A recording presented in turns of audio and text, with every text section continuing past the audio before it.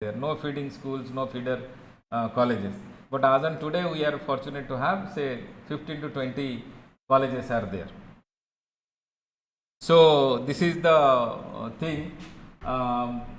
Let us listen from Mr. Sangran first. Then I'll be discussing about the institute. So let us begin with what is happening internationally. Then we'll listen from how the pedagogy, how the syllabus should be designed. One by one, the teachers are coming. So welcome them. Please take your seat. After that, we will be discussing about our institute and in which way we are driving this institute. So without further delay, I will request Madam to take the front seat. I will also go that side, and I will request Mr. Sangran Gopal to deliver his talk. He is the principal at the World Skill Center, and he has a lot of experience, more than say 35 years experience in skill based education. We have to learn a lot from him. Professor Gopal.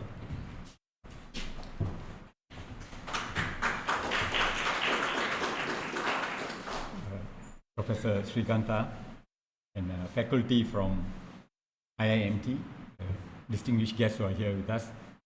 Very good morning, and firstly I would like to thank Professor Srikanta, who is I can quite safely say a good friend now, for having invited both of us here to share our experience. And while I think the numbers may not be what Prof has expected, the numbers actually doesn't matter. Even if the message reaches out to one individual, I think that's a benefit, and we perfectly understand that Sundays are usually very, very precious for everybody. So I'm also very happy that many of you have actually sacrificed your Sunday morning to spend the day with us. Right? While Professor was mentioning about our industry experience at the international level, I would like to first say that what I'll be sharing with you today is basically the Singapore's perspective, right? Our experience with the Institute of Technical Education and how technical and vocational education has transformed over the years. Right? So let me straight away go on to my PowerPoint presentation. Could I have the first slide, please?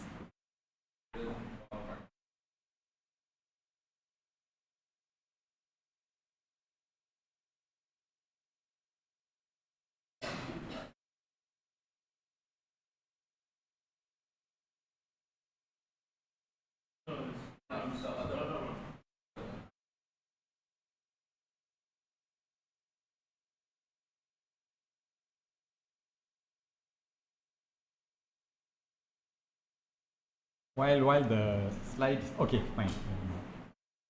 So I will share an overview of career and technical education system in Singapore. I will be using this term quite interchangeably. All this while we have been referring to CTE as TVET, we are using this new term, career and technical education system. And this name change is actually very significant because at the end of it, all the technical and vocational education that we are doing should focus on career of participants. So, and career requires a lot more counseling in addition to technical training. So the new term that the world is using today is CTE instead of TVET. Right? Now this slide itself tells you in a nutshell what technical and vocational education in Singapore is all about. If you look at this picture, you will see the campuses at the back. These are 3 technical institutes in Singapore. Now, to appreciate this, so if you look at it, there are 3 campuses: College Central, College East, and College West. Right? And these 3 campuses are in an island which is only about 750 square kilometers. It's even Singapore is even smaller than Bhubaneswar. But you look at the emphasis that has been placed on technical training that is being done. This is training in healthcare, where students train on childcare using simulation technology. This is culinary skills, where the students interact with trainers in the Paul Bocuse Institute, which is a world-renowned institute as far as culinary science is concerned. Right? This shows chemical technology, which many years ago was not seen as part of technical and vocational education. Chemical work is only something which was done in the universities. But today we are saying that no, it is not only the universities that need to focus on this, that has to come down to the skill level. So the type of courses that have been introduced, this reflects that change in thinking. Later on, Professor Srikanta shared with me that he is talking about a paradigm shift. So this whole thing actually reflects a paradigm shift. Right on the extreme end, you see an aircraft. This is a Boeing 737 that is actually in the training institute itself. So what we have done is, we have brought the actual world of work into the institute. All this actually reflects a change in paradigm on how TVET should be looked at, how vocational training should be looked at, how skills training should be looked at. Right? And before I move on, this last corner here, that symbol that you see is the emblem used by the Singapore Quality Award. Now, the Singapore Quality Award is a business excellence award that is given to top performing business enterprises in Singapore. And the Institute of Technical Education was the first educational institute that won it in 2005. The first educational institution. Now, if you look at it, Singapore is well known for its educational institutions. We have got top-notch universities, top-notch junior colleges. Our secondary schools are very well known. But the first educational institution to win the Singapore Quality Award is an institute that is doing skills training. So it shows how much of emphasis on quality has been placed as far as skills training is concerned. Now, why I'm spending some time talking on this is it actually requires a paradigm shift. Very often we get this thinking that skills training is left for those in the bottom of the pyramid. Those who cannot do any other studies, who are not intelligent, who are not academically inclined, they are the only ones who will come to TVET and skills training.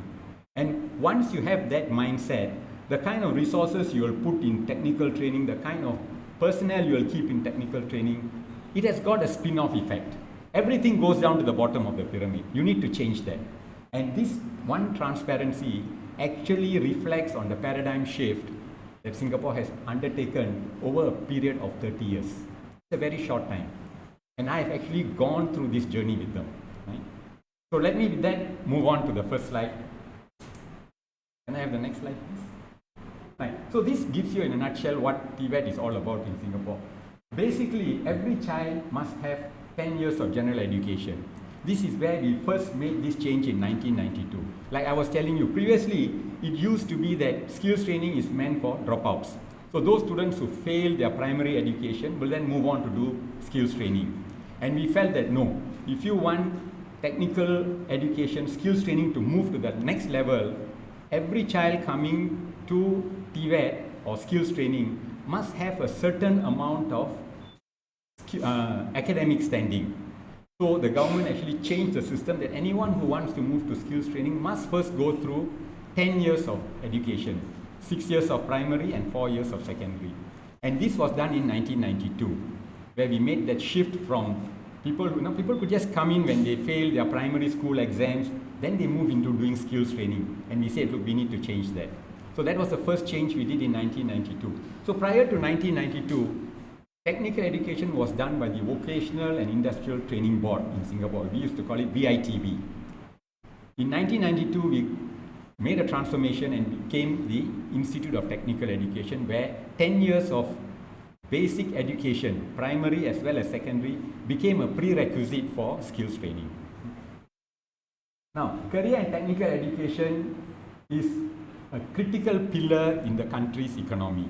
Very often we don't realize this. We put a lot of emphasis on engineering, we put a lot of on technology, but we fail to realize that people form the backbone of this whole thing. and skilled manpower is a crucial thing. And you need to demonstrate this by making sure you have a system that reflects that thinking. And lastly, it is also a social mobility indicator. See, typically, the students who go to skills training also come from a very low socio-economic background. They are typically students who come from poorer families. In many cases, from our experience, people who come from dysfunctional families. You've got families that are not wholesome, single parents, very, very challenging family conditions. And these are the people who usually end up in technical and vocational education, in skills training. So moving them up is also addressing social problems that the country faces. So if you look at it in a nutshell, focus on skills training actually addresses not only skilling your manpower, it addresses the economic impetus for the country, it also addresses the social impact you will have in society. Next, please. Right. So, what drives CTE? First is economy. Today, you will know this very evident. In India itself, there is a huge transformation. The way technology is moving, the way economy is moving, digitalization is coming in a big way. Economic disruption. What used to be the economy in a short span of say 5 years is no longer true today. Economy is transforming at such a fast pace. So, lot of economic disruptions, transformation in the industry, whole industry clusters are transforming. Certain industry clusters which used to be there don't exist anymore. And digitalization is coming in a big way. So, the economy is impacted by all these things. Jobs. Disappearing jobs. Jobs are disappearing. Very often we don't admit to this. We say that when you have automation, robotization, we always say that no, it creates new jobs. But we cannot deny that these are also causing lost jobs. Once automation comes in, if you have a plant that used to be run by say 50 people manually, once you automate it, you probably need 2-3 people to run the whole plant. So we cannot bury our head in the sand and say no, it's not happening. We are losing jobs, but it is also true that we are also creating new jobs. So you need to only be concerned about losing jobs if you do not scale up the skills of your manpower. So as the technology evolves, as economy evolves, so long as you are keeping pace with it and preparing your manpower for the new technology demands, then you can justly say that yes, jobs are being lost, but jobs are also being created. And then the last portion is skills. Right? If you look at skills, the level of skills has moved up. Lifelong learning is a new concept. Previously it used to be that if you learn a skill, you will probably live your entire lifetime with that skill. You probably can do a certain job and you will keep on, surviving based on that thing. Today it's no longer true. Technology has gotten a very short shelf life. So very often technology changes, and the only way you can keep up with technology is to keep learning new things, unlearning old things, so that you keep pace with what is happening in the skill sector. Now, you must realize that skills and jobs, you acquire a skill is not for one particular job. One skill today, you can do multiple jobs. Let me give you a very simple example. If you train somebody how to do welding, that's a skill.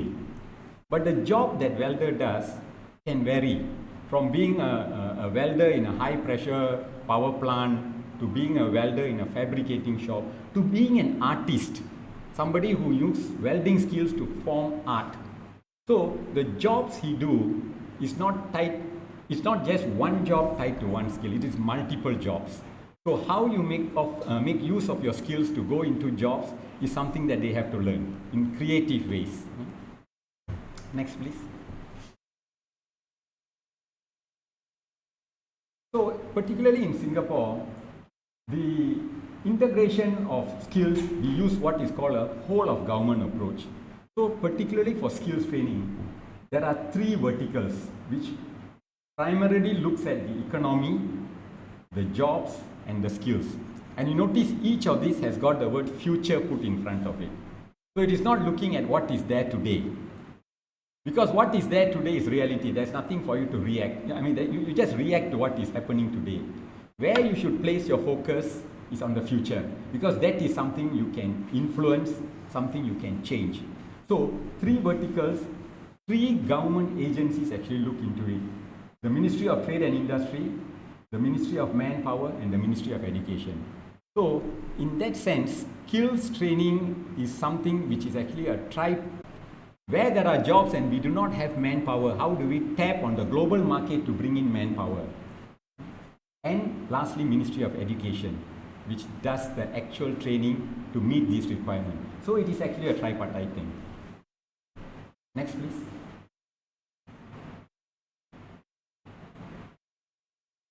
Now, when we talk of skills training, this is something which I'm very sure India will face today, or it is already facing. Singapore has been facing this for a long time.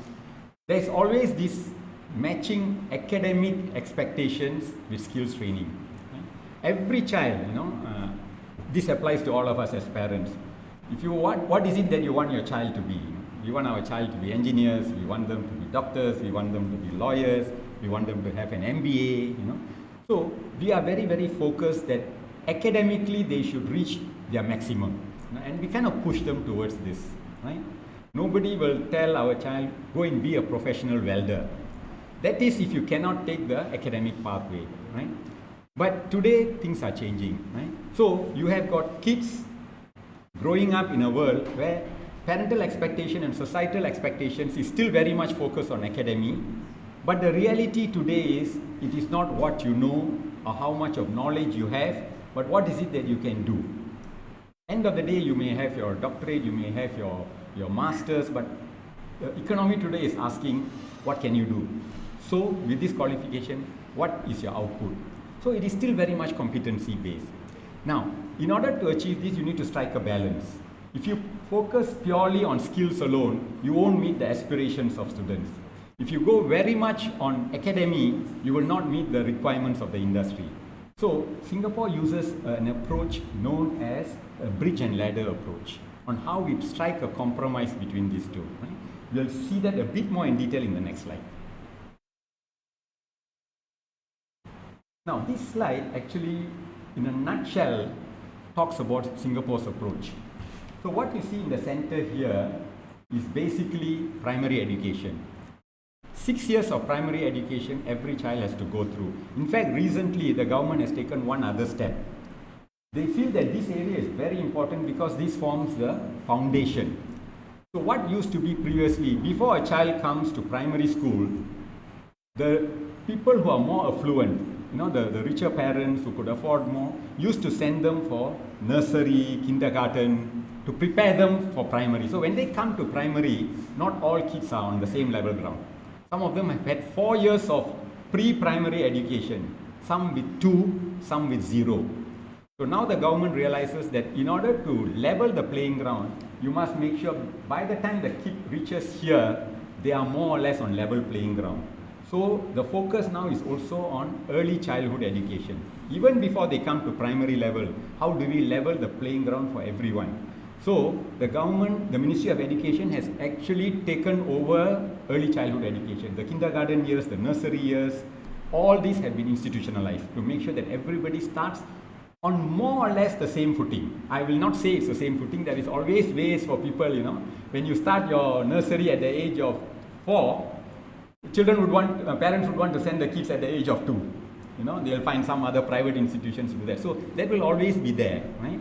I was told that, even when the child is being conceived, the mother puts some earphone onto the stomach so that the child gets some kind of subconscious kind of training, So this will be there. But the government is doing what it can to make sure that by the time the kids come here, it is almost a level playing ground. Now, from here, you notice there are 3 pathways. This pathway is for those who are gifted. They are academically very, very good.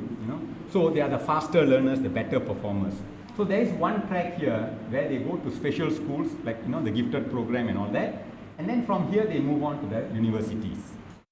typically about 10% of the students, actually less than 10, will take this route.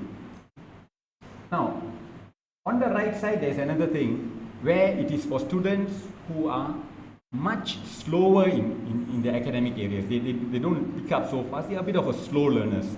So they also move on to special schools, but these special schools focus more on skills training.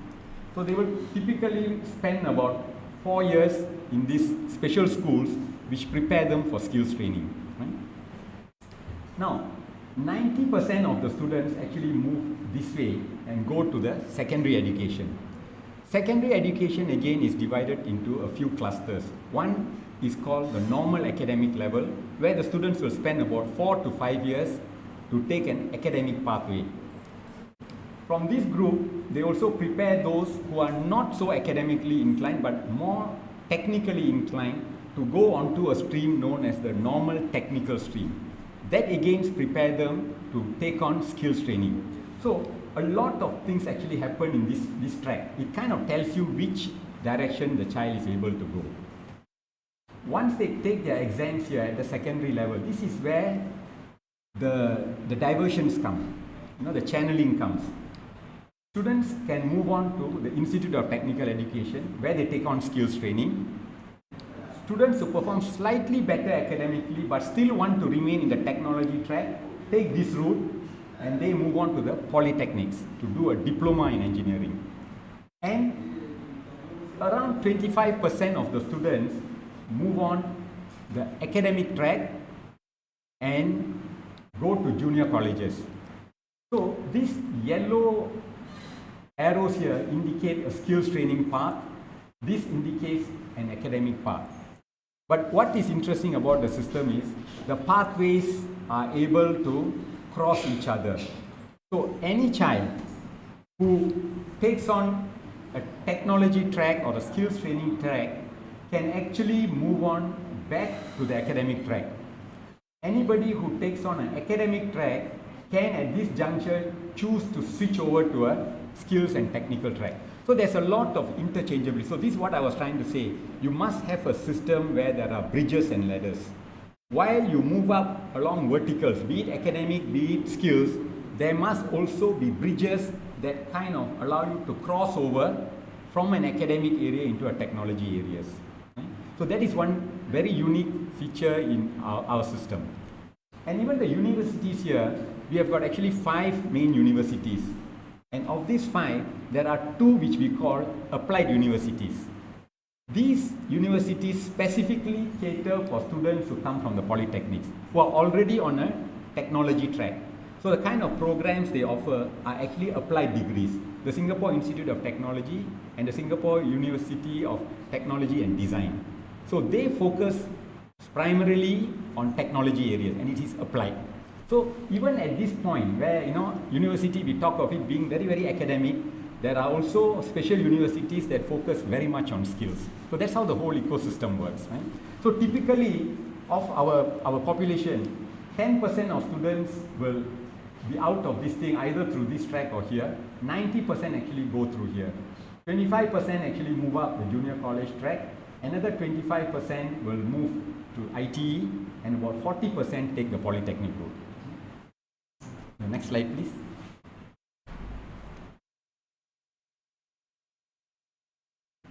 Now this specifically speaks about the kind of programs that ITE runs.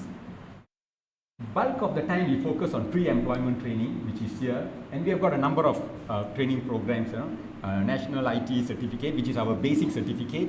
Then we offer higher technical certificates, higher NITEC certificates, diplomas, work study diplomas. We have got one which is a continuing education and training, which specifically focus on people who are already working. So for them to take courses to meet the industry demands, technology changes. And here we have got a whole cluster here where we focus on additional certification, which is actually very much tailor-made to the industry's need. High NITEC program, which is done in consultation with the industry. Basically, we work with the employers. So what is happening is, you take care of the youth using our full-time training programs. You take care of adult learners who decide to switch careers, who decide to train for new careers, and you work with employers to make sure that whatever is required as part of their job requirements is also catered for. So that's how the whole role of IT fits in at 3 different verticals. The next slide, please. So I was mentioning to you on how we have got 3 technical institutes, colleges. So this is the island, right, which I told you is even smaller than Bhubaneswar. And we have got 3 colleges here: College West, College Central, and College East. Right? And it is just given the name because they are located at these 3 different places in the island.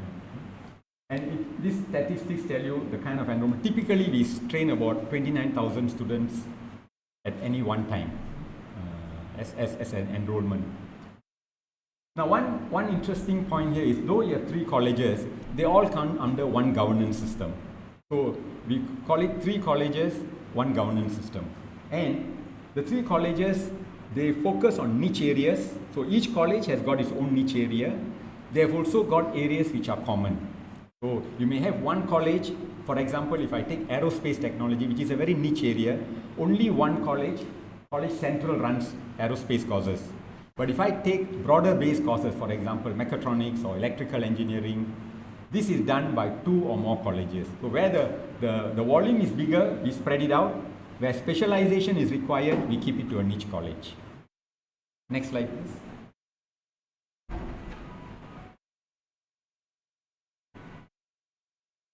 This is IT's educational approach, or we call it the philosophy. We call it the hands-on, minds-on, and hearts-on approach. Now, why this is important? For a very long time, skills training has only focused on hands-on.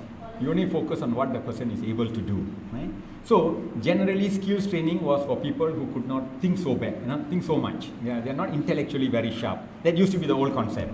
Today, with the changes in technology, you realize that in order for you to pick up a skill, there must be a very strong and solid foundation, and that is knowledge-based. Right? So there is no breaking away to say that those who are trained in skills need not have that knowledge intensity. It is required very much today, as technology picks up. So you need to have a hands-on thing where you are able to perform, competency-based. You must have skills, but to support that, you need the knowledge, and knowledge is where the minds-on thing comes. This too itself is not enough. You need to have a heart for the others, the society, the community, where your values come in. And so these 3 in totality forms our holistic approach to technical education. Hands-on, minds-on, hearts-on.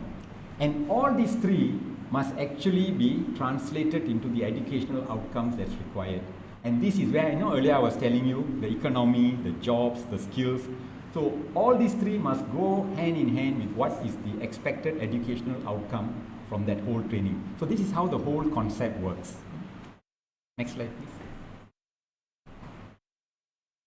Now, what is the challenge that technical education faces? And you will face this increasingly in a country like India, because today with the new education policy that is in place, technology will take the forefront. And when technology takes the forefront, we ask ourselves, how do you strike a balance? Technology has got short shelf life, which means very regularly it is evolving, it is changing. So I was telling you, you cannot have one skill which will last you for your lifetime. So very frequently you need to update and upgrade yourself. Now, if you do an upgrading based on technology, is the industry ready for it? Do you have for example, if you have a place where, for example, people are using motor cars which have got manual transmission, and that technology today has moved away. Most of the technology today is on electronic control transmission, auto transmission, So if you train someone in technology and focus on things like electronic transmission, automatic transmission, in a place where there are only mechanical transmissions, manual transmission, this guy is actually being overtrained because there's no jobs. So what will happen is, this person now will find a job, though he is trained for higher skill, he has got to downgrade to a job which is not matching to his training standards, right? So we call this underemployment. Right? Now, if you don't train the person for the right technology skill, if you train someone who only knows how to do manual transmission, and in that area, the cars are all very advanced and people have gone into electronic transmission, electric vehicles, and this guy is not trained for it, then you are going to get unemployment, because he has got skills and he cannot find jobs. So, TVET or CTE must tread this line very carefully. You must strike the right balance between what is technology change and what is the employment requirements. And the only way to do this is to have a bit of foresight, where you train on what is the requirement currently in your state, in your area, but you always have this foresight as to what is coming. So people who make policies in TVET must always be having this crystal ball in front of them and to know when to notch up that training, so that you don't end up with underemployment, you don't end up with unemployment.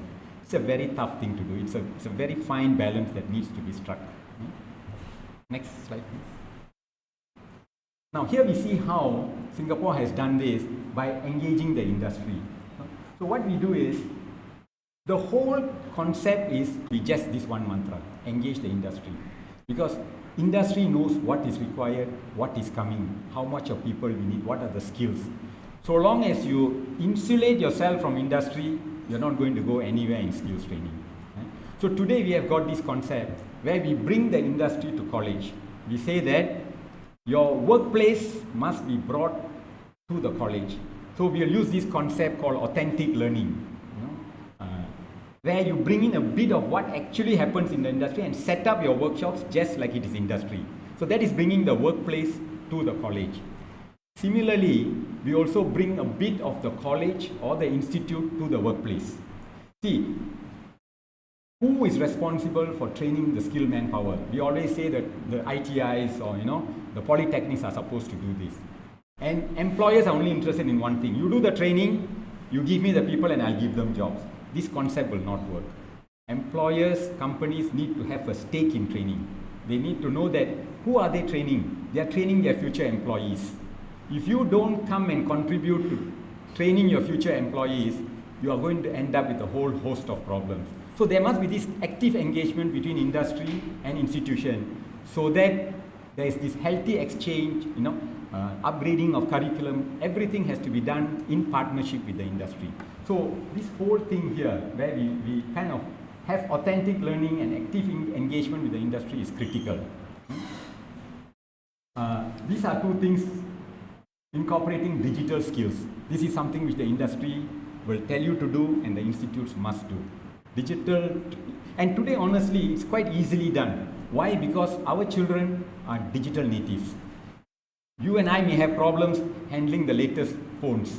You just give it to your child. They will, in half an hour they will come and tell you how to do it. So they are already it's in their DNA. Digitalization is in their DNA. You just need to facilitate that as trainers. That's all you need to do. And of course, life skills. Right? This is something Madam Supaya is doing it in World Skills Center, and it is a crucial part of training. It's not just skills, but life skills. Your communication skills, teamwork, design thinking. All these things will form an important part of skills training. Next, please.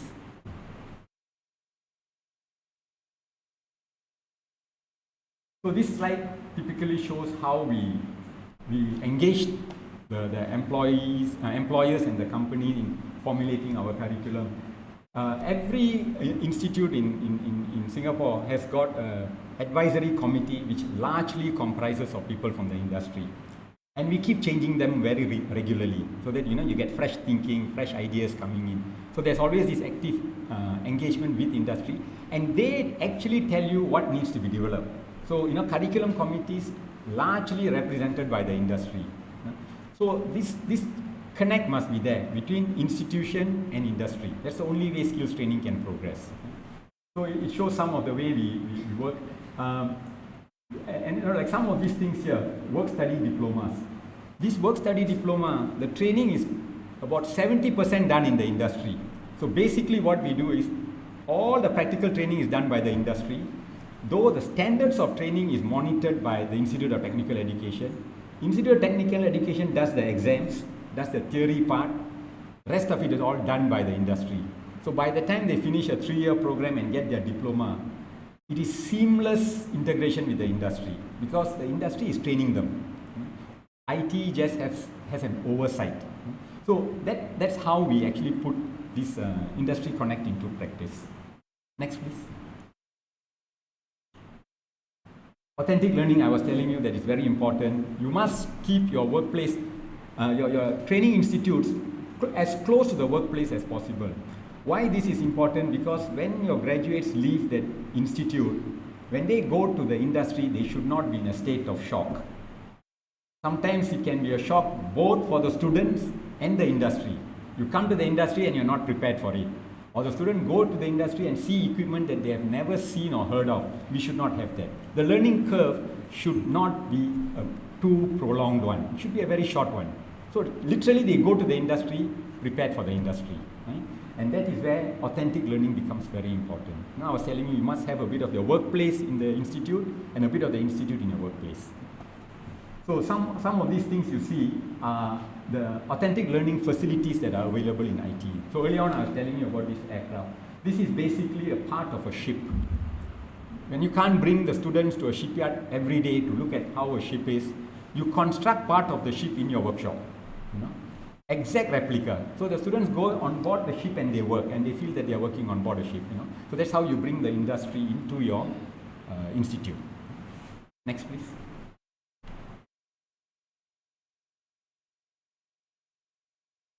No, I think you have to. Back again. No, I think.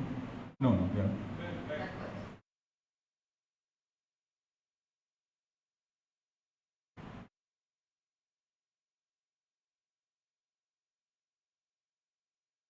So while we are waiting for the slides to. Okay, yeah. Next one.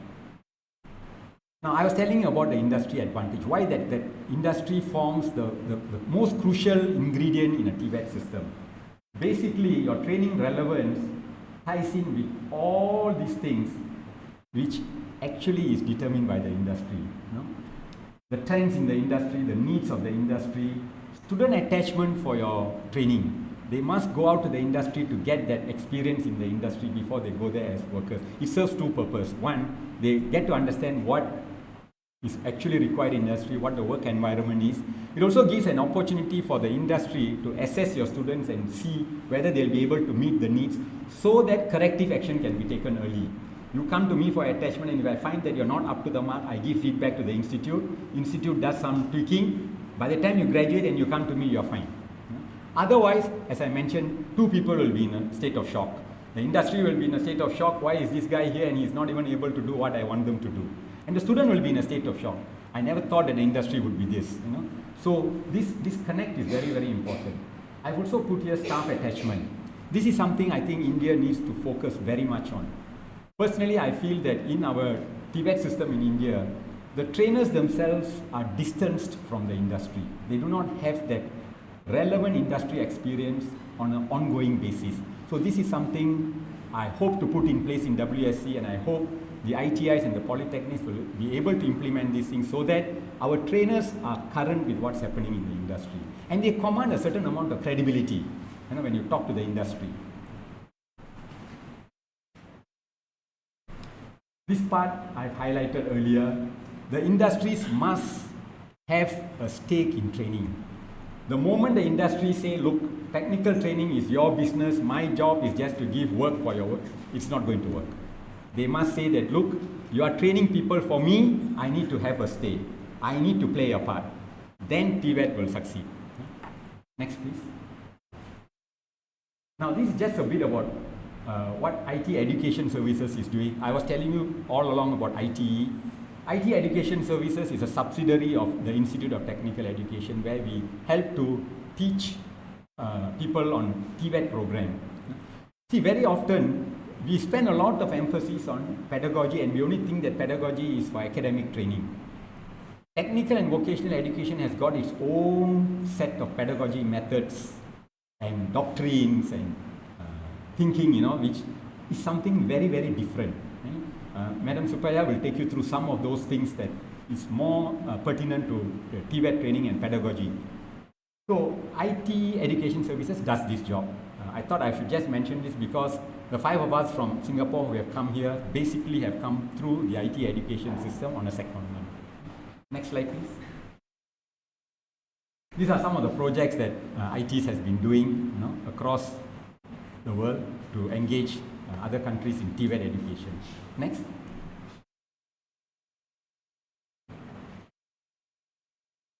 Next slide, please. Again, this shows, how TVET expertise through ITs reaches various sectors. I'll skip this, the next one. Right. Now, I just want to spend a little bit of time here. These are the campuses of IT. Again, I keep emphasizing this point. You look at these campuses. Nobody will imagine that this is a campus for skills training. Training what we typically call the lowest strata in the academic pyramid. Those who are not so bright, those who are not so clever, those who do not have academic skills, they go for training in skills training, and this is the campuses they get.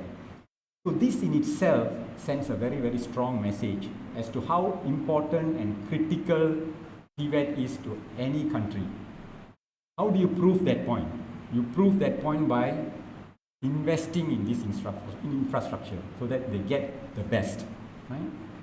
Now, I'm sure the moment you look at this, you feel that this is something really great. It's probably a university or something. They are just skills training institute. Can I have the next slide, please? Why I want to show you this is what you see earlier, the 3 campuses, is what IT is today. But this is what it used to be 30 years back. It shows the transformation. Now, I just want you to reflect on this. How different is this from what you see in many technical institutes today in India? We are not very far off.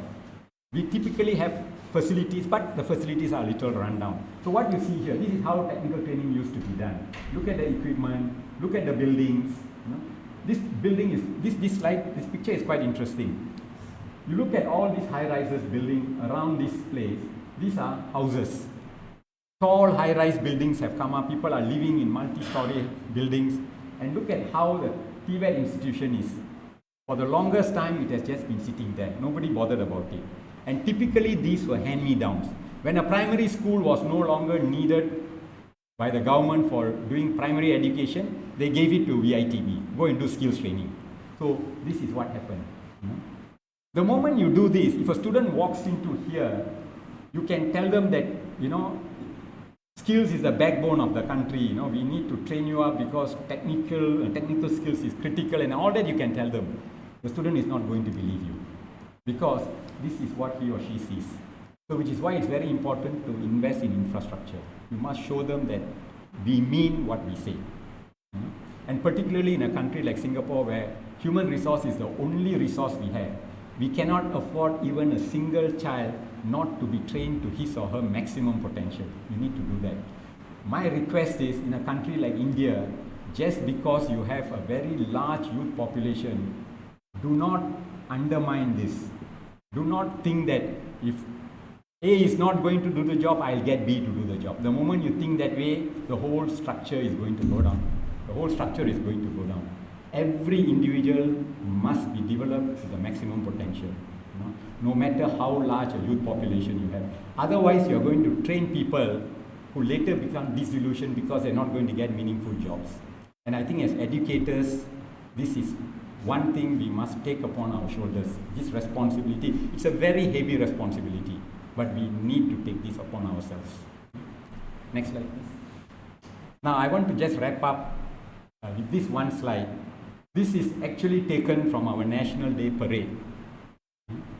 And all the students that you see are students of ITE who are in skills training, performing at the National Day Parade. The National Day Parade is the highest or highlight key event that the country celebrates every year. And the students came together to put up a performance. It's a dance. What I want to emphasize here is this.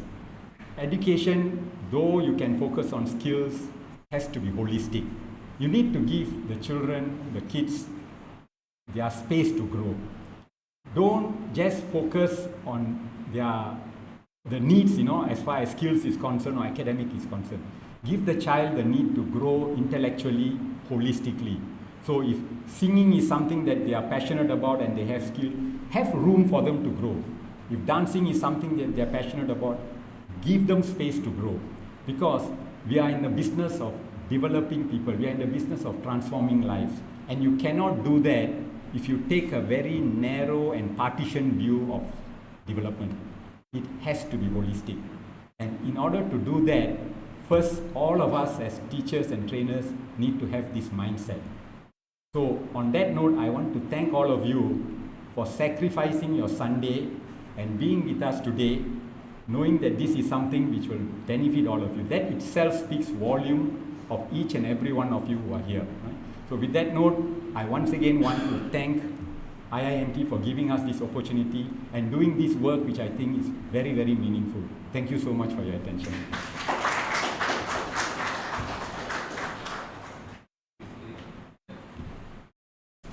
I'll request the principals and faculty members who have come from different institutes. If you have any question, then he is here. Because Shall we take the questions after? okay, so because we got this opportunity to listen something what is happening in Singapore. The journey has started into 1995 onward. We are also beginning our career during that time, and if you'll see the whole of India, very limited number of colleges were there in higher education, and player. So which institute were there, it was government institute, and the funding to the government institute were nominal. So either only maybe 3 to 4 technical education institute were there, that is degree level, and diploma level another 3 to 4 institute, and ITI level each district might have one. So maybe 13, 14 ITI institute, which is ITE. And during those time, no equipment, no say other accessories, nothing was there. But today, those participants who have attending this program, you must know that the government of Orissa has done one skill center and invited experts from Singapore. There is a set of the experts, not one or two. They have a team of experts, maybe 8, 10. 5 people are there. They are dedicatedly working in that center for last 2 years, and another 1 or 2 years they will stay. And you will find the difference between whatever they have shown happening in Singapore. They have replicated the model in Bhubaneswar. So, say 20 years before or 30 years before, whenever we are wandering around, so we are thinking, no, it is not possible here, it is only in Delhi. And even if in our Apex institute like IITs and other thing, nowhere it was like at par with international level. Maybe I will tell the AIMS, All India Council, All India Institute of Medical Science, maybe at par with foreign institute. No, none other. And Tata Institute of Fundamental Science, that is IISc Bangalore.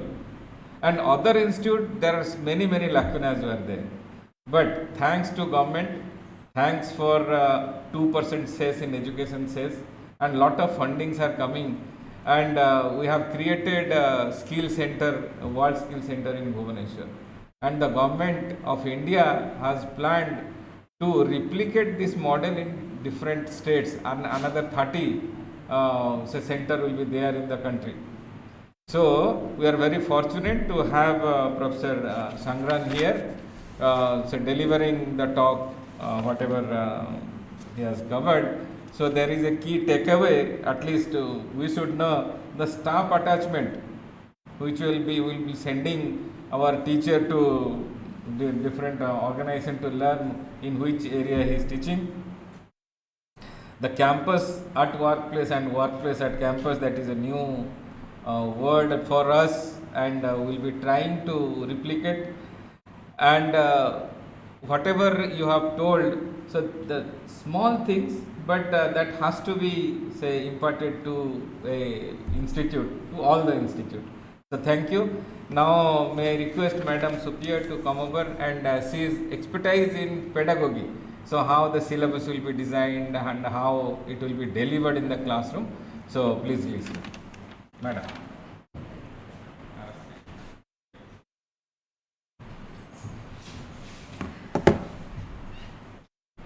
Thank you, Professor. Good morning, all. I think it's still morning. 15 minutes to lunchtime. So I'm standing between you and lunchtime. But then your lunch start quite late, am I right? So I'm okay. Your breakfast is still in your stomach, I know. Okay, how are you feeling today? Are you happy to be here? Right. Do you know who I am? Do you know where you are here? Okay, thank you. Like what my boss, Sankaran is my boss, all right, and I must thank the Institute for inviting us to have this sharing. In a nutshell, I think Sankaran has actually painted the broad strokes of a picture of what's happening in the landscape of skills training in Singapore. All right, it's a small country, therefore it is much more easier for us to do the things that we are doing and accomplishing it.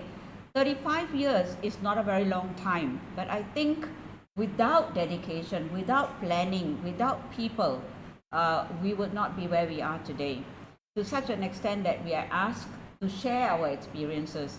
But I know that you all are from the private sector, am I right? And you are involved, you are all principals and heads of institutions that are involved in skills training. Are they involved in skills training, engineering? Yes? Any? Or all from commercial? All general education. Ah, okay. So there is a bigger gap.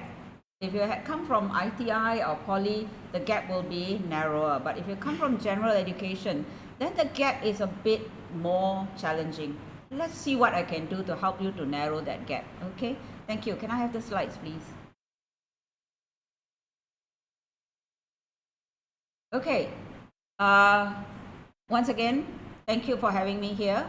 And in the next few slides, I hope to show you what actually happens in the educational sector, in the TVET educational sector, especially in ITE. There may be some parallels, they may not. So let us go through that. The next one. Next, please. Okay, this presentation will cover basically three areas. All right, the first area is in the area of curriculum. That means how do we make decisions on what we teach? All right, buildings, colleges, facilities, instruments and equipment do teach. They are part of the learning experience. But a large part of it is that what do we do with these buildings? What do we do with the students in the classroom? So we need to make decisions that are related to what are we teaching. The second part of the presentation will cover on pedagogy. That is the teaching and learning. These are two sides of a coin. All right, everybody can say they can teach, but do the test, the acid, the litmus test is, did the students learn? Okay, and the third part of the presentation will be covering a little bit about the assessment techniques that we use in ITE. And in this stage, there may be some parallels. All right, next. Okay, when we are talking about curriculum design or making decisions about what to teach in the content, now as principals, as head, you have a subject matter in front of you. For you, it's a subject matter. Did you think about how and who made these decisions? What should be taught to the students? All right. In ITE, we have what we call a curriculum planning model. I will go through that. We also have got a curriculum development model. It's plan, and no work, nothing gets done. So when you plan, you must do it. You must develop it. All right. Then of course, when you plan, you develop and you deliver, you must have quality assurance. All right. What is the quality of the product that we are delivering to the students. And of course, we look at the design overall, and this curriculum assurance, this quality assurance is based not only on output, but we look at the whole design. Thank you. Next one. Okay, I do apologize for the quality of the color. It looks all right in my PowerPoint, but here it looks a bit. Basically, this is talking about building on what Sankaran has shared with you. We use a tripartite model. That means we work with the government, we work with the stakeholder. In this case, is the industry.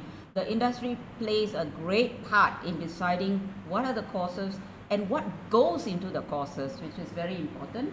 All right, so ultimately we are dictated by government policies and initiatives. All right, the government will dictate how our economy, what are the trades, which are the sectors we need to focus on. And then of course, remember we are from a government sector, therefore the money comes from the government sector. The government will tell you how much money goes into each sector. So because of that, and of course, the demands of the industry, you can train many people in certain trades, but if they're not getting the jobs, all right, and that then talks about going back to what Mr. Sankaran said about being underemployed. You're not employed. There's no employment opportunities for them. In ITE, we don't only consider all these factors to decide. Even before the course is developed, we take feedback from all these.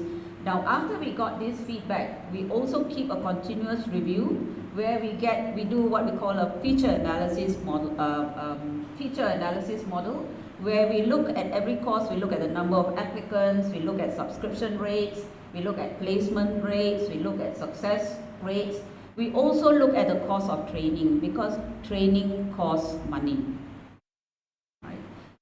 Industry feedback, as we said, we work very closely with them. They serve in our academic advisory committees, they serve in our board of governors, they come for visits. We go back to the industry. We have alumni where we actually collect data from the students and from the industry. How many of them, if the college of, say the course in mechatronics has got 400 or 800 graduates, how many of them enter the workforce? All right, those are important things. All right, again, stakeholders, when I put down there stakeholders, it's not only the industry, it's also the parents. Parents have got a huge influence with which course and which career that their children enter in. So it's important also to get parents' feedback. Next, please. Okay. All courses starts with a training needs analysis. Analyze, get your data, all right? You look at what are the demands of the industry, what are the shortages, in which area, because as your economy change, as the focus of the economy change, all right, some industries will wax, all right, some industries will wane, some industries will wax, so some will need less, some will need more. Then of course, analysis of the target population. Who are your target? Is it the plus 10? Is it the plus 12? Is it the post-ITI? Is it the post-polytechnic? What kind of students are you targeting? And then of course, very important is that you must analyze the job. If you are going to put this student to work in the automotive industry, you must know what are the jobs that they perform at the workplace. All right, remember, skills means what you can do rather than what you can know. Employers pay people for what they can do. They don't care about what they know.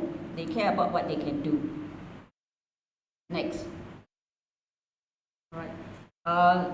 Again, we do, one of the most important things that we need to do when we decide on curriculum and content is the environmental scanning. And here we are looking at various sectors that you need to scan. You need to scan not only what is in your country, but globally, all right? Because more and more, the boundaries are being blurred. And if COVID has taught us something about this, it has taught us a very great lesson in this, all right? When all the countries shut down and people were going back into, we faced this in Singapore, people were going back, people were stuck, and so on. So what affects one country in China affects the whole world. All right, so you need to be in touch with what's happening globally. All right, globalization, more and more people are getting into jobs, not with the aim of staying where they are. They are trying to move into different countries, into different sectors. The lifespan of an employee, now we are talking about, last time we used to say, when you get the job, you sit on the job until you retire. Nowadays, no more. Huh? People are very, very mobile. All right, studies show that people move at least 5 different careers in their career lifetime. All right, and many countries don't have retirement, don't have all these government retirement benefits. All right, people move, and people like employers, industry like people who move, because then you got a wide variety of experience. You can actually contribute more to the country. Okay, changes in technology, I don't have to tell you. All right, the technology that come in today, the phone that you have today, you think is updated. There's already the 10th version actually that will be coming out tomorrow. Here you are talking about once per year. Phone company very clever lah. They slowly will release, but actually they already got the 40th version already in theirs. They paid for it, so they will release slowly. Technology is way ahead, and any technology or skills that you teach your student, like what Mr. Sankaran said, short shelf life. This is one question that I always ask my staff and say, if that is a short shelf life of a skill, what is the shelf life of a teacher? What is the shelf life of a principal?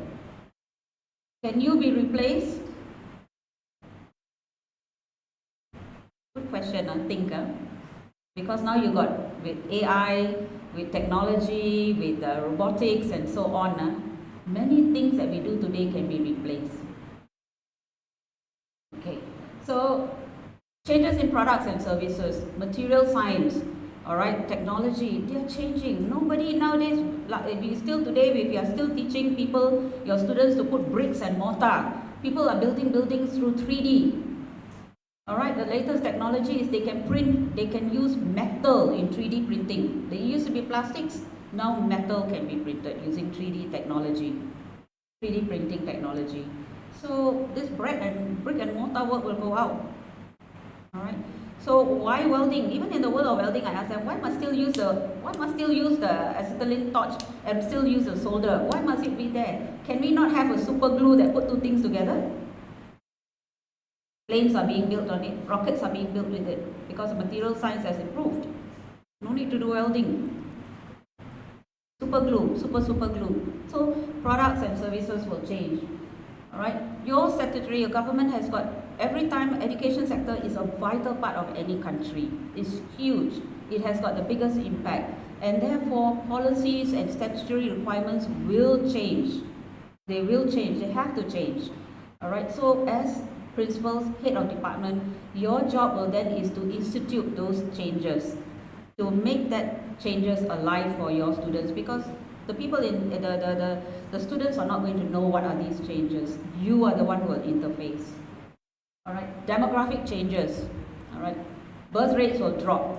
People move overseas. All right, India is one of the largest supplier of labor to the whole world. Now you're saying get them back. Unless your economy can support them, you will not get them back. It's going to be a drain. So there are multiple changes that will happen, all right? And WFC, we see it, all right? Students as far away, WFC is cited in Bhubaneswar, but students as far as Malkangiri is coming into our course. All right, you have this influx. And of course, employment trends. All right, more and more employers and stakeholders are not looking only for people with skills, not only the doing skills, but also the thinking, the ability to think, to problem solve, to be innovative, to create value. And when they employ a person, they not only look at whether this guy can put that screw into that hole and connect things. They are also looking at people who can create value. So if you are a teacher, you're a head of department, or you're a principal, what value, potential value, are you bringing into your institution? And if you are the head and you're going to employ teachers and head of departments, this is one of the things you look for, am I right? What is the estimated potential value? Okay, next, please.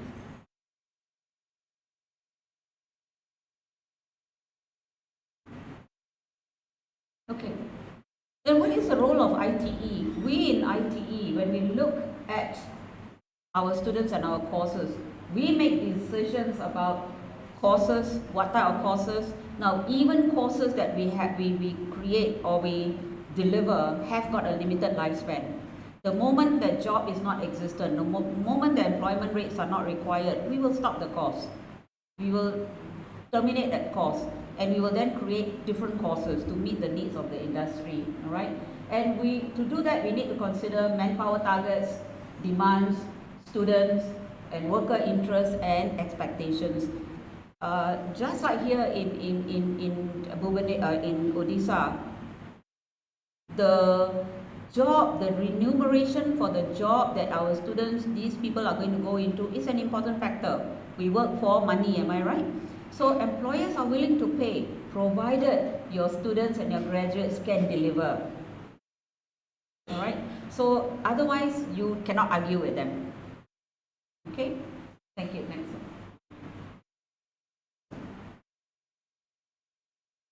All right. National manpower development strategies. All right. If tomorrow Odisha decide that we want to go into tourism, for example, I want to go into tourism sector. All right. So if that is the case, then they need to project where are the places, what's the manpower, what are the needs, and so on. Based on this, when you know this information, then you can create courses that will meet the needs. Employment trends, and of course, when you do a course, you must identify the area for skill needs. Now, this is the last bullet is very, very important. Many a times we go and develop a course, putting in things because we think that that is what the graduate wants or what is required in the industry. But many a times we fail, all right, because we did not consider what are the real needs in that industry, or in that particular industry, what is the specific competences or the skills that this person needs to do. All right, we keep on teaching the old one. If we are teaching the same, point to note, if we are teaching the same content today, what you learned before, you are outdated. All right, because the arena has changed, the ground has changed. Next. Okay, we use a curriculum model very quickly. All right, when we are approached for a course, to develop a course, we use a model. We call it the ADDIE model, but actually it's a very intuitive model. All right, it's called ADDIE because we always start with an analysis. We analyze. We do a needs analysis. Is there a need for this course? Which are the industry that needs it? What are the manpower requirements? What are the government regulations? Then, this is very important, we conduct an occupational analysis. In this particular occupation, what are the tasks? What are the skills? What are the requirements? What is it that they're expected to do? What is it that the employer is willing to pay? All right. Then, once we know what is this occupation requires, then we take down each competence, each task, and we break it down to see what are all the sub-tasks that they need to do. For example, if there's a need to say a restaurant industry to cook a vegetarian restaurant. Here got many restaurants, am I right? When we go into that, what type of restaurant, what type of food, what type of cuisine, what is the market, all right? And then we teach the students to prepare the dishes, all right? And because to prepare those cuisine, you need to break it down. There are many sub-levels that you got to teach, all right? And that requires a very a large 360 view of what's going on, all right? What's the market requirements? What are the industry needs? What is our students interested in? All right, then we design. When we go into the design, so from there we actually establish what we call a skill standard. In IT, we use the word skill standard. Here, you all use the word syllabus. Okay. Then we determine, okay, this is the content that we have to teach. And then we determine what is the approach. Are we student-centered? Are we talking problem-based learning? Are we talking about project? How do I deliver? Do I give them all classroom tests, or classroom attachment test. Classroom attachment test. There are many approaches. Do I do it modular? Do I conduct a cluster of skills together? Jobs that I teach them, then they come back. Or I teach the whole thing, then exam, send them out. So there are many decisions to be made. Then develop, because of this decision, then you design, you start planning for how you're going to assess. Assessment is more than just giving grading. Assessment is meant for coaching, for performance. At the same time, is to know whether are the learners learning the things that they are supposed to learn. And then we develop our training plan, all the resources. If you're going to embark on a course and you don't have trainers who are competent in that area, you need to get people in. And then you got to train them in how to teach, how to deliver, how to manage the students, how to do the assessment. So there are many things you got to plan. There are many moving parts that you got to put together. All right, and resources also include facilities. All right, the training labs, the classrooms. Development, then once it's done, develop the training materials, all the medias, all right, and then it's very important that you field test, all right, you get people, you present. In ITE, we present the course to the academic committee, we present our curriculum to the management committee, and we get feedback, we test our curriculum before we go into the actual implementation. We conduct the course, we get evaluation, we conduct formative evaluation, and we always collect data for improvement. Once we have finished the implementation, then we go into the evaluation. We conduct graduate and employer surveys. We ask the graduates, did you get employment? Was the things that you use match what you are doing at the workplace? We ask the employers for feedback. How are our graduates doing? What area they still need more grounding? Which are the areas that we can take out? Which are the areas we need to add in? Because the situation changes. Our students stay with us for 2 years. What we designed 2 years ago, by the time the graduate go out and hit the workforce in 2 years' time, a lot of things may have changed. So we constantly review our courses. Then we conduct the feature analysis. Remember the feature analysis, all the feedback from the graduates and the employers. We analyze the information, then we take corrective action. In ITE, all our curriculum, all our courses are reviewed 3-year cycle. So second year, we start reviewing already, so that the third year, we start doing the new curriculum. So we review our curriculum update. Continue, yes, what changes? Stop, okay, what else? So we keep on changing. Anything? Sorry. Oh yeah, I feel, no, I think it's this one. Next. Yeah, it's hot, this light is hot, this is the fault. Okay. Next slide, please. Next slide.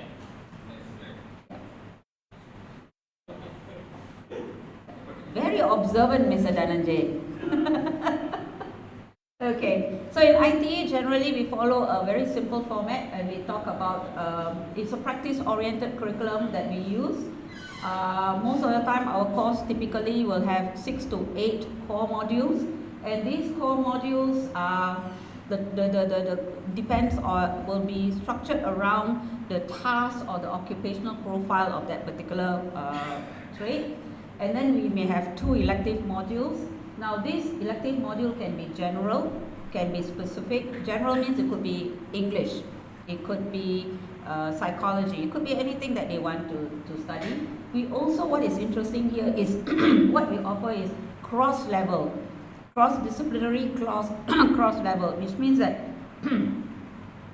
engineering students may choose one topic from IT. All right, IT students may choose one module from business. You know, that kind of thing. So that's your cross module. That's cross-disciplinary. The cross-level is that one of the things that we do is a lot of IT students have got dreams to actually to progress into higher learning. They want to go into the polytechnic. So sometimes we offer them polytechnic modules, certain modules, so that when they progress to the polytechnic, they get advanced recognition for these modules. So we keep them in track. Our primary role is to get our students into the workforce, but our students may want to go into further studies, so we help them to make that leap. Life skills module, as what Sankaran said, is an important part, and in here we talk not only about personal and professional development, we also talk about sports and wellness, and the focus in personal and professional development is in communication, thinking skills, problem solving, team building, service orientation. All these are important things. The core modules will get the students into the job, but it's the life skills that's going to make sure that they succeed and they become lifelong workers. All right, because if they can't talk, they can't write, all right, they're not going to progress very well in their chosen career.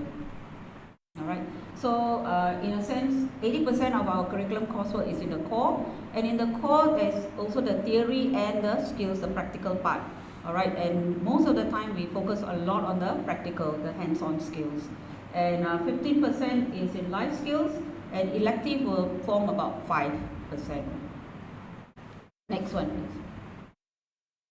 Thank you, Dhananjay. It's a lot cooler now. Okay. Was that the next one or? No. Previous. Before.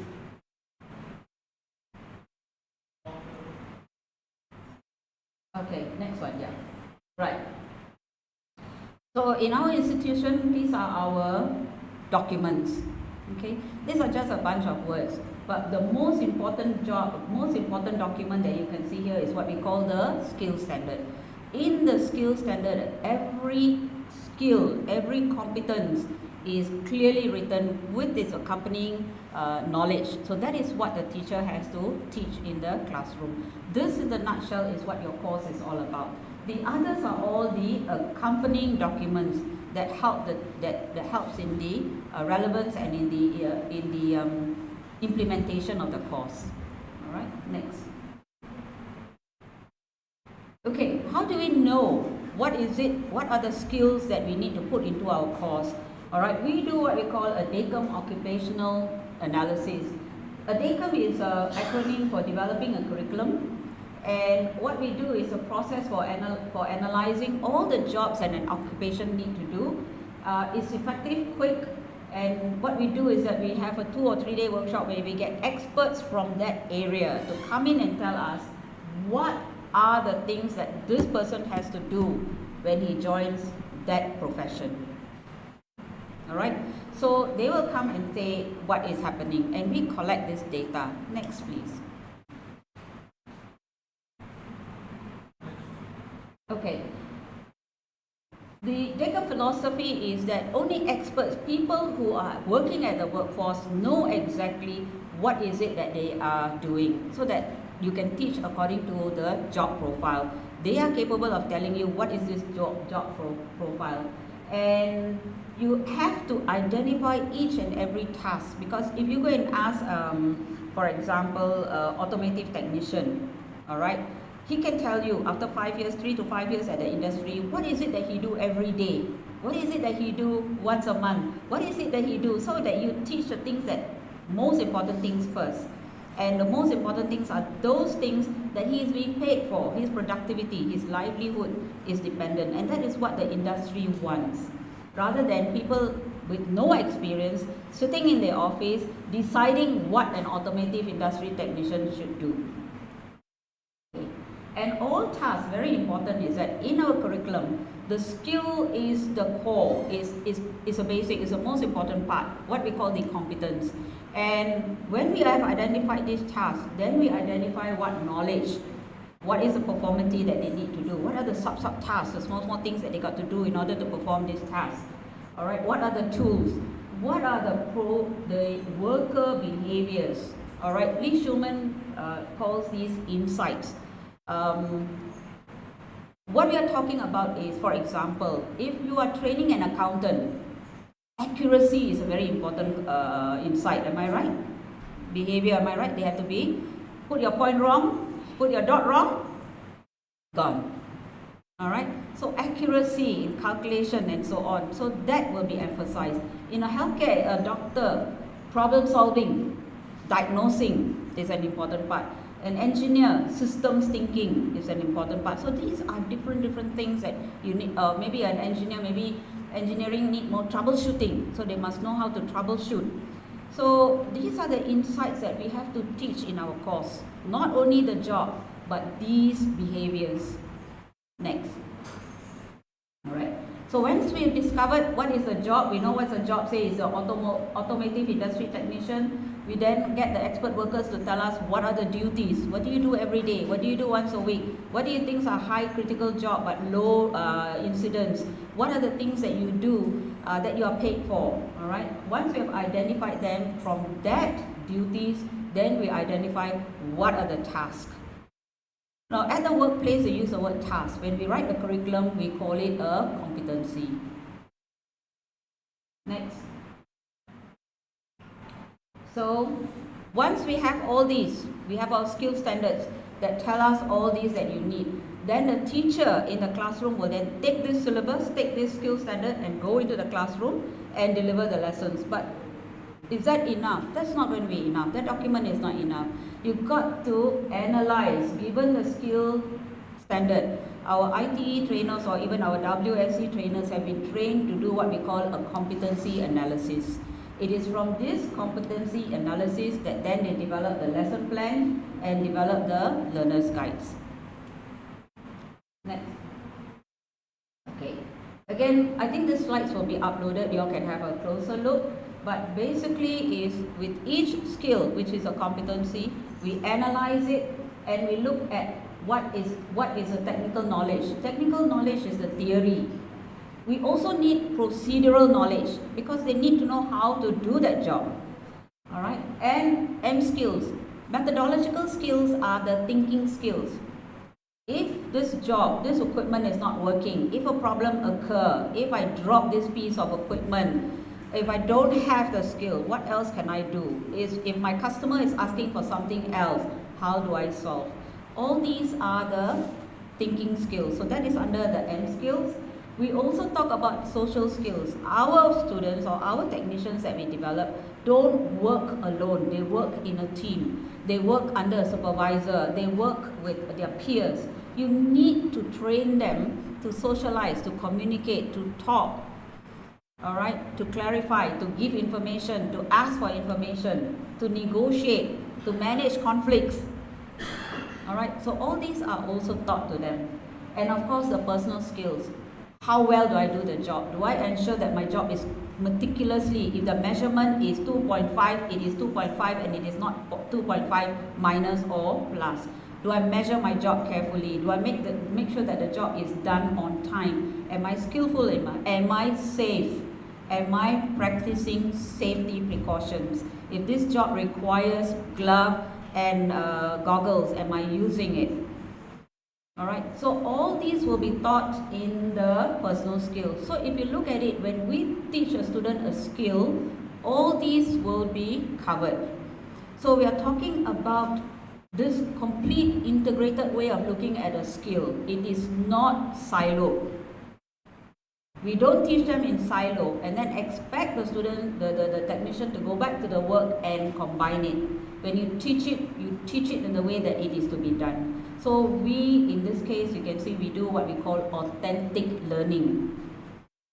And that is why we need those facilities. Okay, thank you. Next. Then we have a lesson plan. Alright, if you don't plan your lesson, if as a trainer, your trainer goes into the classroom and just take the skill standard and teach, that is a surefire way of failing on the outcome. So we do a lesson plan. Alright, sorry, next slide. And in our lesson plan, we follow a particular format. In IT, we follow what we call Garnier 9 events of effective instructions. In here, your lesson plan has got these 9 events. Alright, you can Google it. It's readily, this information is readily available. Alright, so every lesson, every skill, we follow and we plan ahead using this. Okay, next please. We are learner-centered. We don't just come into the class to give a lecture. We engage the learner. Alright, so it is, sometimes we focus a lot on what we are teaching, but it's important that we also focus on how the students are learning. The students of today are very different. Their attention span maybe not be so in depth. They have many things. Everybody has got a lot of things on their mind going. So if you want to engage your learners, then you need, my trainers are trained to go into, to employ what we call learner engagement strategies.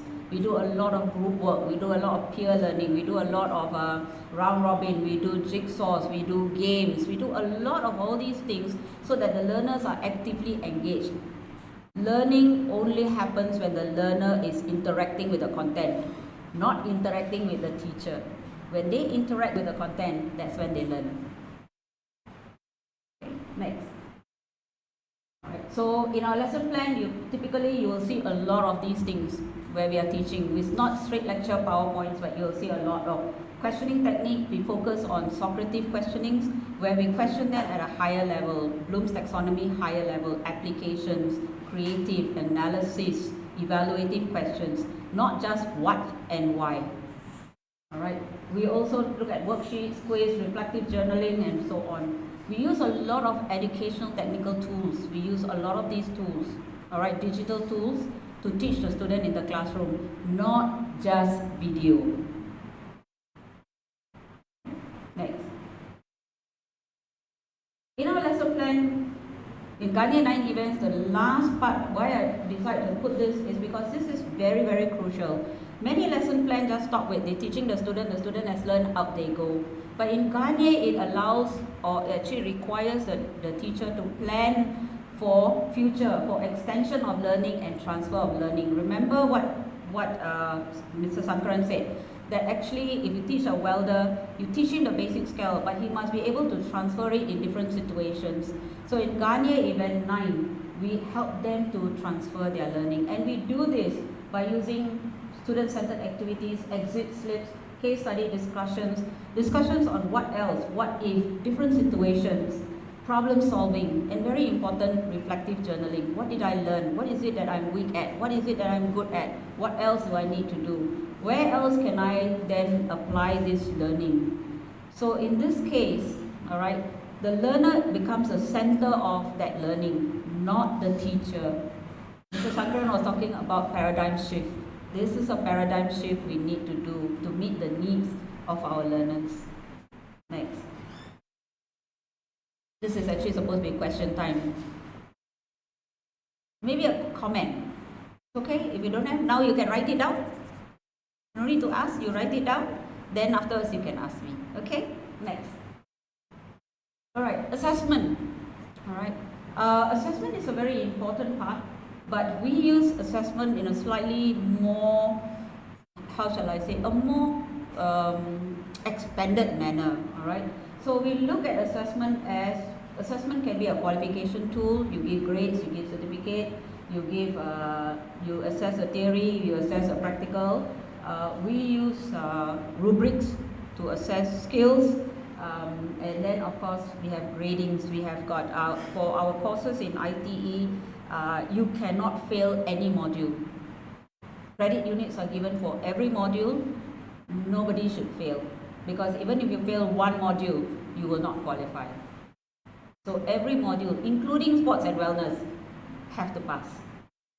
Alright, and we got a GPA also, because our students may want to proceed to a polytechnic, so we give them grade point average. So an A, those who get 80% and above is an A, 70 to 80 maybe a B and C and so on, so that we work out those kind of GPAs. Basically those are just quantitative measures. Do we do exams? Yes, but it's not exams alone. No? Okay, next slide. We do a lot of formative assessments. That means in that lesson plan, if you're familiar with Garnier, in that lesson plan, every lesson there will be formative assessment, where we get to assess the students' performance, either cognitive or performative, and then we give them feedback. Alright, formative assessment is always meant to acquire competence. It is for feedback, to diagnose the students' problems, to help them to learn better. Summative is final, which we also do. We do. Next. But when we design the exams, assessment schemes, all right, we look at, like all these things, we look at validity, reliability, sufficiency, authenticity, currency, and how practical. The last point is very important, especially when you're assessing skill. If you're going to test a student to assess a skill, don't choose a skill that's going to take half an hour, because you're going to do one-to-one. It's going to be very challenging. So you've got to choose skills very carefully and design the rubrics accordingly. All right. I think validity, reliability, the first three is generic. Every exam, when you craft out or you design the assessment, it must meet these criteria. But authenticity is another hallmark of skills training. That means you test the student on the skill that you have taught them. All right, and the skill that you have taught them must be what they are doing in their job. So don't ask them, if you teach them to cut vegetable, don't test them to cut meat. All right, you must only test them for that job. All right, and authenticity also means that you test them immediately after you teach them, because theory of recency. So when we finish a module, we test. When we are doing a module, in between we test them, what we call phase test. Every 2-3 weeks we have a test. Every 2-3 weeks we have a test. Then at the end we have an end module test. We don't have end exam, end of the year exam, because people forget. Next. Our assessment instruments, we use, some of it are performance based. We look at actual perform, that means direct observation. Our students go on IA, they go on industry attachment. At the industry, they have to make sure that they fulfill and do the task, and somebody must assess them on the job. In other words, if it is retail, they are in a shop, the assessment will be done in the shop where they are actually talking to a customer. All right, not in the classroom, not in test pen and paper. All right, so if they are supposed to do a particular job, perform a particular job, for example, I come from the healthcare industry and my students take blood pressure, we will test them at the workplace with a real patient, they taking the blood pressure. All right, not in the classroom is practice, the test is at the workplace. Okay, we do a lot of simulations, because sometimes certain jobs you cannot have a real patient or you cannot have a real oil rig. Therefore, we do a lot of simulations, we do a lot of role plays. We encourage portfolio so that learning is recorded. We ask the student to record their learning. In the hair and beauty industry, photography, media and design, they have a lot of assignment, a lot of products that they produce. We ask them to collect the portfolio of all their work, and that will be assessed. We also give students prior learning. Sometimes the students join us because they have prior working experience. So we will assess those and give them those advanced learning. Knowledge base normally is, we do viva voce, we do oral tests, we do written, we have MCQs, structured essay, assignments, and so on. Presentations, many things. All right. Again, I'm sorry for this thing. All right, you can get the PowerPoint and you can look. This is in a sense a rubric that we developed for assessing a skill. All right, so basically what we are looking is, on the left hand side is all the criteria, on the right hand side are all the rubrics, the descriptors. They are rated from 1 to 4, and then the descriptors are there so that all the examiners, whoever who is invigilating, will mark them correctly. Then we multiply this weighting, that means how critical and how difficult. We give different weighting for that, so it is more accurate. Next. Okay. Next. All right. In summary, when we talk about pedagogy, all right, many a times you're talking about classroom management or classroom delivery of lessons or the content that you deliver. But your pedagogy journey starts right up front, from deciding, making decision on what to teach, how you're going to deliver, how you're going to assess. All these things are critical, so that you, in the end, you are actually delivering the people, the students, to be ready for the workforce. All right, and it must definitely, because we are training people for the workforce. Why do students come to us? They want to get a job. It's as simple as that. All right. If they want to become university professor, the line is different. Okay, but here it is, they want to get a job to survive, and not only survive for the short term, but also they can improve, correct? They can have success. And therefore, it is a job of every one of us, whether we are in the classroom, whether we are head of department, whether we are principal, whether we are a policy maker, that we are aware of what is this. This is actually the nuts and bolts. This is the bones and flesh of a course training that you are doing, so that the students can achieve the success. Remember what Mr. Sakaran said, the bridge and the ladder. Alright, this is how you be the ladder. Okay, so that's all. Thank you very much. My apologies if I speak too fast, but you can ask me questions.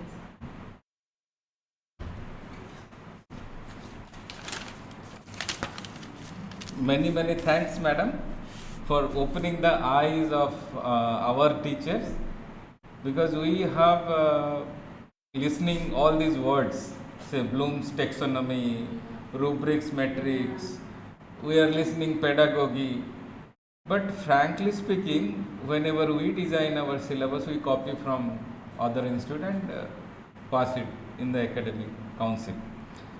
Our teachers must know this, how a design, the syllabus is designed, what are the factors to be known, what are the stages in the syllabus design, and it has to be, say, not a single year, it has to be done within, say, 2 to 3 years time. Secondly, I must tell, I know some of the inner story of theirs. The World Skills Center has been established by Government of Orissa 2 years before, and you have heard that only 5% they have deputed from Singapore, and this 5-member team, they have saved the whole polytechnic and ITI education in in the state of Orissa. They are conducting the trainer program. They are teaching them how to design their curriculum, how to impart, and how to run a course. So they have done a very tremendous amount of work. I have visited their center, and they are doing continuous job, 7 days a week and say 365 days a year. Telling this, that whatever they are doing, very focused, very, say, domain area is limited, they are doing on the skill part, but impact is huge. So it is, if their impact has been visible in now the ITI level and polytechnic level of institution in the government of Orissa. Batches of teachers, they are coming, and probably today there is some program of polytechnic teachers.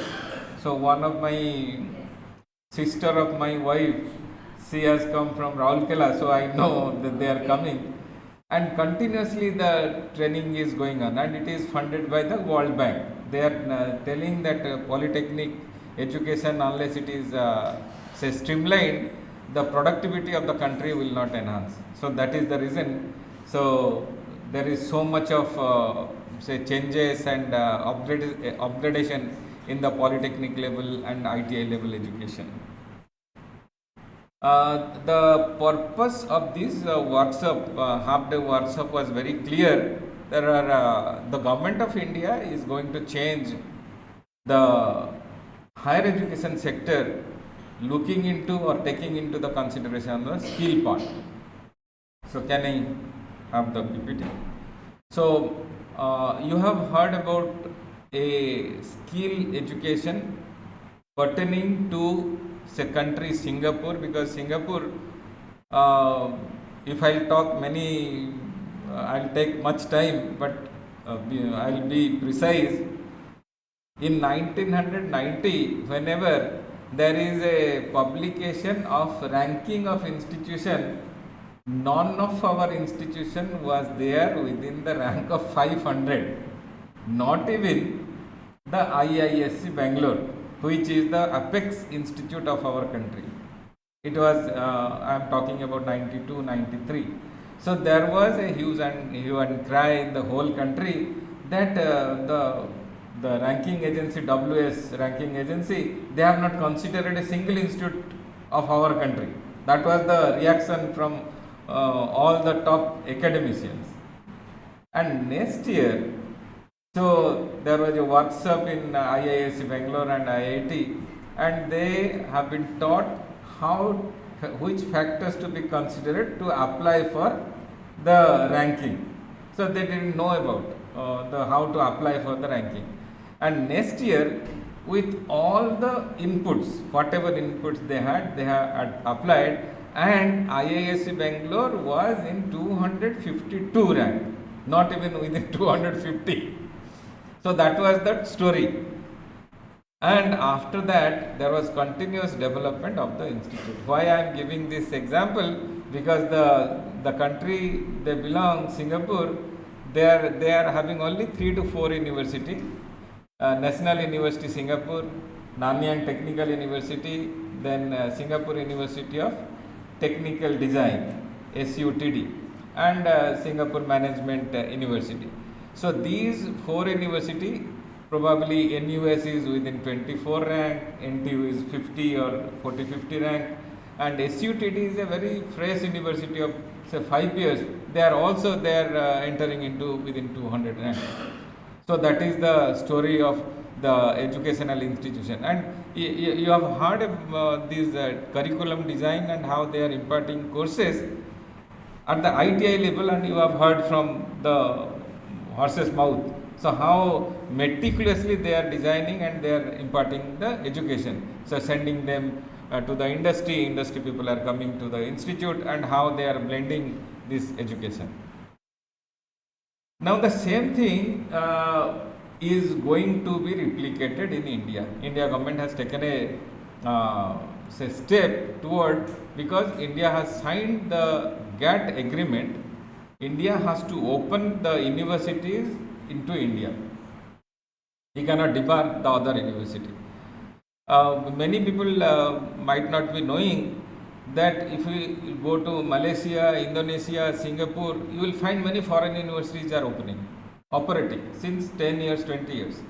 But that was not the situation in India. You will not find any universities, Stanford, Oxford, Cambridge, none in India. So that is the reason the India has signed an agreement. Within 10 years time they have to open up these foreign university. They have signed in 1990. 10 years has passed. Again, they have taken another 10 years. Passed. They have taken another 10 years. Now, there is lot of pressure. The India should open their door to the foreign university. Now, they are taking step to change the whole, operation. And therefore, in these slides, it is a long slide. Many things are there. To make it shortcut, what is to us? We are a very small institute operating, offering management education at the graduation and post-graduation level. And by the NEP, that is National Education Policy, Government of India has allowed us to take 4 skill programs relating to management education. So they have also listed which skill program will be taken up by which institute. What are the list of skill program by management institute? What are the program to be taken up by engineering institute? Again, engineering has different discipline: mechanical, electronics, electrical, computer science. So similarly, pharmacy, other programs. Secondly, so these are the things. The syllabus this time was also not prescribed by Government of India. They have told you design, you upload. And after my talk, another gentleman is sitting here who will be joining hands with us to launch a program on safety, industrial safety and fire safety program. And we didn't know what are the things. We search, we download some of the syllabus and we uploaded. So that was the story. Now once the skill will come to us, then maybe next month it will come to us. We are today very fortunate to at least get a link that our teacher will get a support, at least over call, will get support from madam. That I will. So I think madam will extend that support to our teachers. So that is the purpose.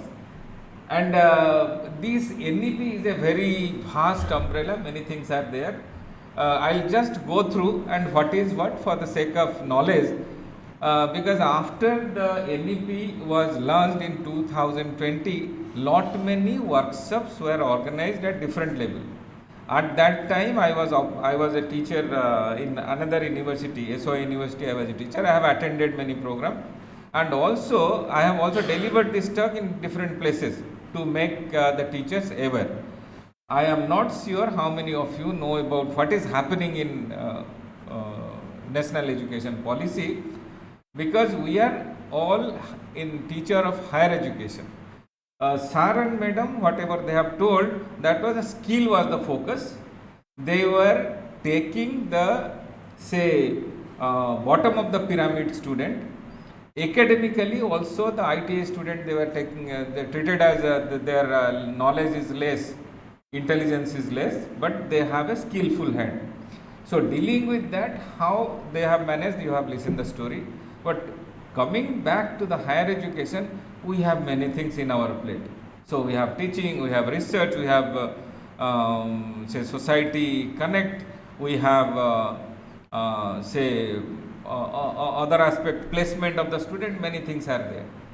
And India is a very vast country. We have many operators. They were restricted to Singapore. You have heard that there are 3 institutes, all are operated from a single agency. They are Singapore government. But in India, we have different model. You must have heard Central University. You must have heard government university. You must have deemed university. You must have heard state government deemed university. So here is there are 2 universities operating in Bhubaneswar. One is ASBM, another is Centurion. They are neither recognized by the University Grant Commission. They are declared by the state government. So with lot many this heterogeneous setup we have to go through. So these national education policy I will go through. It will give you some awareness. Those senior teachers, Professor Sushil Patnaik is sitting at the back, and he is a senior most teacher in Department of Commerce in PN College, and he has served more than 30 years, I think so. Yes, and some other principals are there. They have also served quite a number of years. But the future, it is going to change, and as both of the speakers they have already mentioned, the time span of this technology skill is going to change within 3 to 4 years. Whether we will quit the job after 4 years? No. So definitely we have to reskill ourselves. So young teachers who are attending this conference, attending this workshop from different institutes, they must know that you have to reskill yourself with regard to the national education policy, because India government is going to open up the sector. The foreign university will come. Next. So these are the things I will cover, but very fast. Next.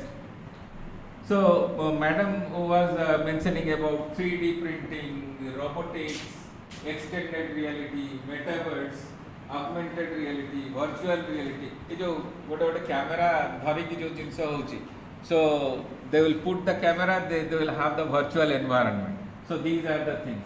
You cannot say no. If the student is unable to go to say aircraft industry and say see where this nut and bolt is there, then he will just utilize this augmented reality and virtual reality, putting a camera, and he can put the nut and bolt. Nut and bolt will be here, physically wrench he will be putting, but whenever he will say rotate the wrench, it will feel that he is putting on the aircraft. So that kind of technology is coming, and it is into the training. So these are the things are happening. So whatever technology has come, say artificial intelligence, they have uttered big data. So all the things it has entered into the education. Next. So the same thing is there. Adoption of AI, micro learning. So madam was talking that whatever you are imparting within 2 days time, you have to take the test before he will forget, he or she will forget. Second thing, if you have taught about cutting the vegetable, you should not give the patient cut the meat. But in our Indian teacher psychology, they will twist the question, to test their own knowledge, not the knowledge of the student. It happens everywhere. And they say, why? He has to apply his own knowledge. So it is not a question of checking the knowledge, it is the skill set. And these things, very rightly she has given example, if you have taught that you have to cut the vegetable, the test should be that how to cut the vegetable, not the meat. Next. Gamification is coming everywhere. Now everything is putting into the game. So before the student going to the real life scenario, he has to learn through the games. This is a standard thing, and for your information, the gaming industry or the serious gaming industry is earning more than the Hollywood industry. So that is the budget it is being used. The extended reality, that is augmented reality, virtual reality, and metaverse, putting them together. Blockchain also, they are mentioning everything is now connected. So it is no more to going to a bank or to a registry office. So you can sit at home and you can do everything. There is a company called DocuSign. So whenever we are doing any kind of agreement signing with any foreign body, so we are not waiting for the government registry office. We are putting a signature, and that party is putting a signature, and their bosses are putting a signature. It is coming in a sequence of time stamp. So if you look at, so all the pages will be signed by the holder, agreement holder, and it has to be authenticated by series of people. Their boss, then necessary higher ups. But that kind of thing has not arrived in India. But maybe within say 2 to 3 years time, DocuSign will be adopted by say Government of India. So no more say you. Yes, digital signature, same thing. So blockchain is a part of it. Similarly, say you have to take a loan, you do not have to go to bank. Not only the teaching, your evaluation will be online, your assistant will be online, training will be online, everything will be online. Next. So this is the Government of India initiative, like pilot study of the program. For example, there is only one center, that is World Skill Center, and they will replicate in say 30, then they will take into the say masses. So the Government of India has identified few centers. Before launching the NICER and ICER, they have done this one with 1 or 2. Then they have opened up ICER and NICER in all the states. Digital infrastructure they are now developing in almost all states. So people like say Dhananjay will be there to procure and establish the digital infrastructure. Then the teaching platforms and tools are there. Lot many development are there on this arena. Then the content creation, digital repository and tool. Everything, whatever was in the book, it has to be online.